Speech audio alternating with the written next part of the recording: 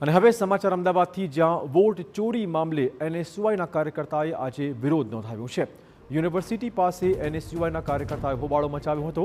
એનએસયુઆઈના કાર્યકર્તાઓએ બેનર સાથે સૂત્રોચ્ચાર કર્યા હતા। વોટ ચોરીથી લોકતંત્રની હત્યા થઈ હોવાનો આરોપ છે।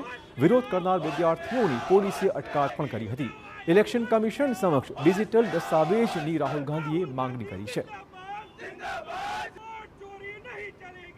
જે રીતે લોકસભામાં વિપક્ષના નેતા અને જનનાયક એવા અમારા નેતા રાહુલ ગાંધીજીએ જે ચુનાવ આયોગે જે ફેક જે મતદારો હતા તેની યાદી બહાર પાડેલી છે અને કાલે પણ તમે જોયું કે સંસદથી સડક સુધી અમારા નેતા રાહુલજી જે રીતે લડ્યા છે એના સમર્થનમાં આજે ગુજરાત એનએસયુઆઈ સાથે મળીને કોંગ્રેસ પાર્ટીના વિચારધારા સાથે જોડાઈને સૌ લોકો અમે અહીંયા આજે આવ્યા છે અને વિરોધ પ્રદર્શન કરી રહ્યા છે।